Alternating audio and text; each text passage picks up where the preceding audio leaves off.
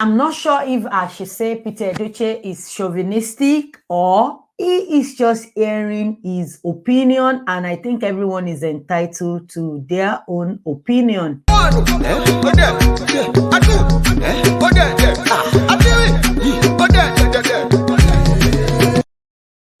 I think, and welcome back to my channel. Thank you so much for stopping by. If this is your first time, you are welcome to the Happy Family. If you have been watching but you're still contemplating whether you should subscribe or not, what are you waiting for? Please click the subscribe button down below and turn on the notification bell so that you can get notified whenever I upload a video or whenever I'm going on live. And you guys, I really miss you guys. I know most of you didn't ask of me. I've been a little bit, and I'm taking like a mental health break. You guys, it's very important. Your mental health is very important, especially when you are not 100%. Your body is going to tell you, you are going to know, and you need to take them seriously. So if you need a break, you need to take the break. I was literally taking a necessary break from almost everything, to be honest. I'm not really on Instagram. I'm not much on this. I only look at the stories that was sent to me, and this particular one was sent to me. I watched the video. However, I want you guys to also watch the video. But when you are watching it, can you please watch it with an open mind, not just from feministic side of things, and also not just from the SJW side of things. So I will share a few of the videos. Is a lot, but I will try and share some of it to you guys. Watch with an open mind and we will discuss it afterwards. I don't want this video to be really long, so let's watch. My mother was not educated. She was not in love with my father, no. My father was almost 40 when his uncle said, Onyekuzi, it is time you got married. Beautiful, you're a very tall, handsome man, you're a wrestler, you're a teacher, you're everything. And he said, okay. Go and marry for me. Any woman you bring is okay by me. And my uncle went off to a neighboring village. Said, look, Onyekuzi wants to get married. And the women came out. And he just looked around and said, you are going to be this man's wife. And that's it. And he brought this 15-year-old girl home. She didn't have the courage to look at my... No. She couldn't look my father in the face. She was all the time bending down. Yeah. She was crouching. She was shy and all that. She remained shy. And he gave him 10 children. She was still shy. 7 boys. 3 girls. He was still shy. And my mother was telling me, she said, look. So I'm going to quickly talk about this part of the story, and what it is said is very similar to almost everyone's story. We have similar story to talk about with maybe our grandparents, our parents, but things started changing in our time. That is what I would say. It started changing maybe like maybe a decade before my time, but in my time it's changed, but now it's changed a lot. But everyone have this kind of similar story. Like, it's very, very similar. Ask your mom. Most of these people get married at that early age. It's very early, but now it's being frowned at. And it's good that people are having that conversation, because this kind of conversation needs to be heard. All these young girls, I don't think people do it anymore anyway. Even now, if parents try to do it to their kids, they frown at it and they run away from home. You see a lot of kids running away from their home because they don't want to fall into the same trap that their parents are falling into. I'm going to quickly play the second one. A lot of you don't know their husband's houses. What they accused. He was cheating on me. Solomon had, I think, 1,000 wives, 700 concubines. If you say that your husband is cheating on you and now decides to take many more wives, what are you going to do? Nothing. Absolutely nothing. If you think that your husband leaves the house, says it's going on tour, and is going to have an affair outside, put a packet of condom into his bag. Tell him you have packed his bag for him. When he sees it, psychologically, he's going to think, this woman has my interest at heart. If it is his intention to stray, he will pull himself together. But because that you women are not even creative, no. We want to be like white women who keep marrying and divorcing and marrying. It doesn't suit us. It doesn't go down well with us. No. A lot of you don't have your husband's house. In this part, you guys, he was literally talking about women complaining about cheating husband. The reason is that in those days, they believe that, men can do whatever they like, it's the patriarchy thing. Men is free to do whatever they like. And this is the Bible verse they always quote. They never go into the Bible passage whereby Jesus was talking, where Jesus was talking about a man and a wife. Is in Romans, is in Mark, is in Matthew, whereby Jesus was preaching about, a man, a wife. Even some Christian men that fall into this trap, they will always quote the Bible passage of Solomon. Solomon has this wife, Solomon has this concubine. One thing I'm just not in support of is that a lot of people, they come with arguments, insult this man without, stating their own opinion or their fact about how things are wrong. Why I'm not in support of whatever he's saying, aside from the Bible passage that said it in New Testament that a man and a wife, is in Romans and is also in Matthew, is in so many Bible passages whereby Jesus is talking about a man and a wife. A man will leave his family, a woman will leave his family. There is nowhere in the Bible whereby Jesus mentioned that two women will leave their family. It's very common in the Old Testament. And it's when Jesus came, they said that he didn't come to abolish the law, but to change things. And part of the things he was able to change is about marriage, which is one man, one wife. So they like to quote that. And aside from that, let's take it away from the biblical aspect. What about diseases? What about infections? What about STDs? Sometimes men, they don't think about the consequences of their actions. They only think about what they can profit off of that 1 minute, 2 minutes, or whatever it is. So now you are encouraging a woman to put condom so that the man doesn't cheat. A man that plans to cheat, they will cheat. I've seen a situation whereby a woman put condom in her husband's bag. And when this man decided to cheat, he bought another pack of condom.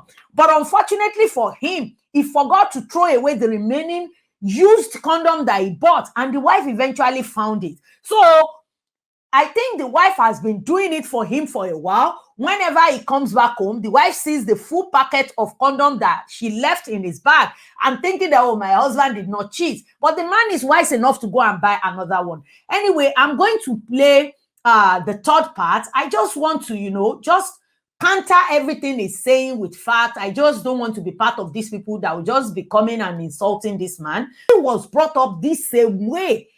They don't know better. His own parent doesn't know better. Sorry to say, his own parent doesn't know better. Like woman do have feelings. They believe that, as a woman, you should be able to handle everything. You should be able to take everything. So let's listen to this one.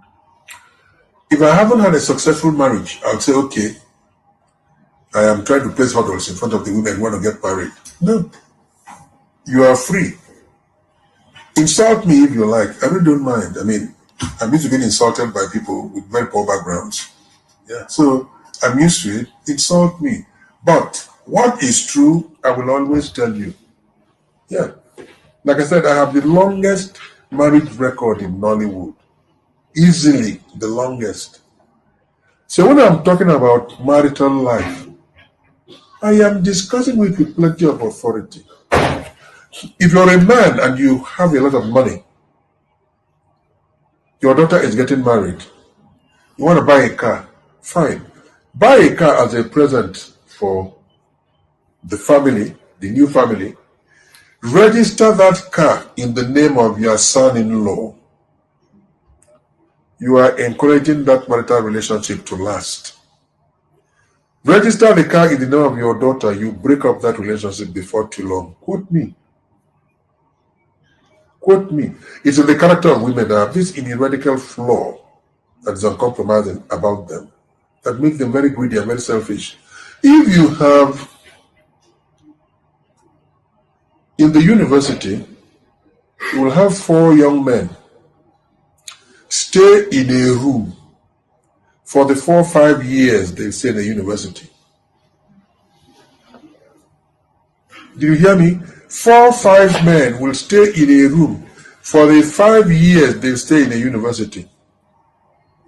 And they graduate. Put 2 girls in that same room. Give them 1 week. Policemen will come to that place. It is not Peter Edochie's doing.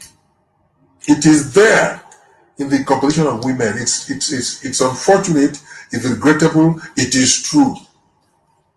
You will see 2 brothers getting along like brothers. The moment you introduce a woman into, that's all. Those 2 brothers can even kill each other because a woman has come. It is not always that women represent very bad influence, no. But it depends on how you were indoctrinated. That's what matters, right? I really need to share the last one. I really need to share the last bit so that I can, just come back and tell you about what is said last in that part, about buying cars and all of that for your child. If you want to buy a wedding gift for your daughter and you decide to buy a car, so you put it in the husband's name, it's going to work out in a situation whereby the kind of man your daughter is getting married to, or you have a discerning spirit to really know that this guy is not going to treat her well. Because one thing Pa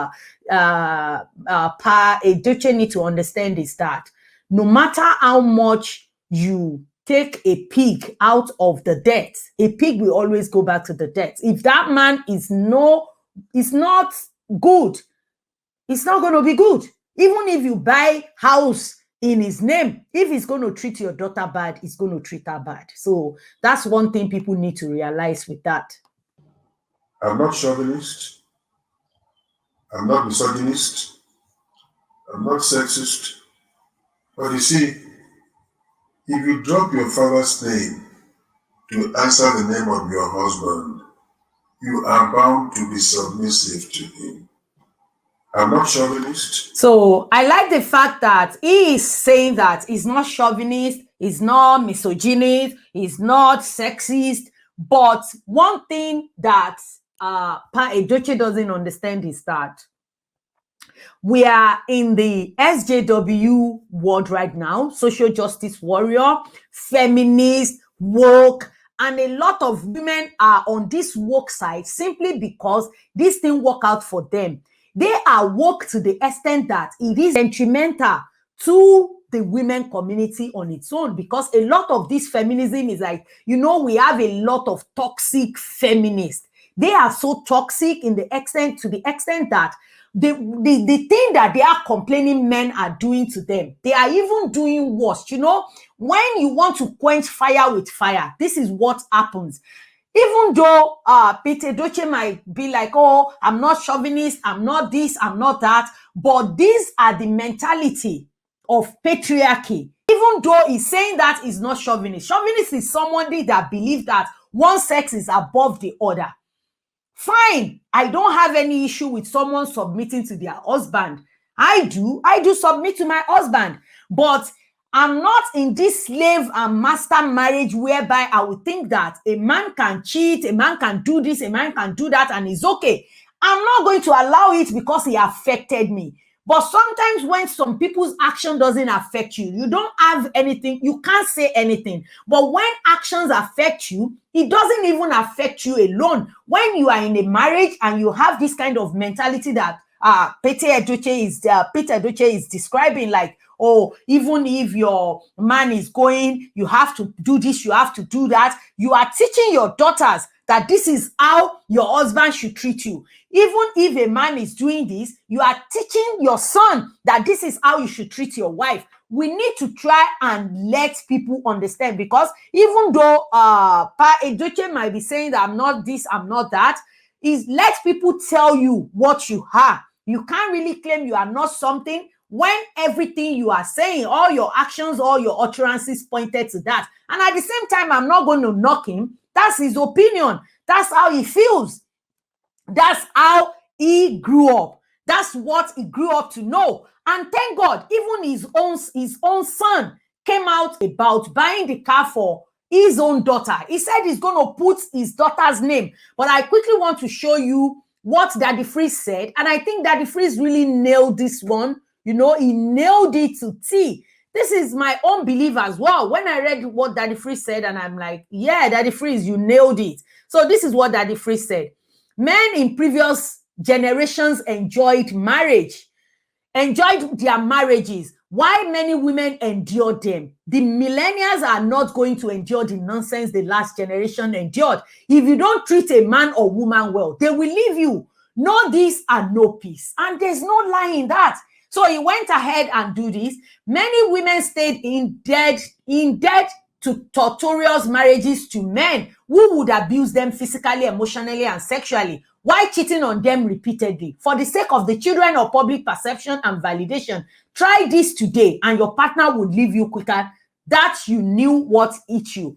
Not because your partner doesn't respect the sanctity of marriage, but because your partner won't take your ish. Simple. If you are searching for someone to take your ish, the marriage is not for you. Fix yourself or get the boot. It's actually quite simple and straightforward. And it's true. That's the old truth there. Nothing but the truth. These new millennia, they are woke, even though some of them are overwoke. Some of them are even toxic. You see a lot of stories coming out of a woman stabbing their husband simply because they found them cheating. So if you are teaching your son to go ahead and do this kind of thing, and the wife is someone that is like a woke generation, that's the end of your son. So literally, I'm not going to say he's not entitled to his opinion. Like I said, truth be told, that's how he was raised.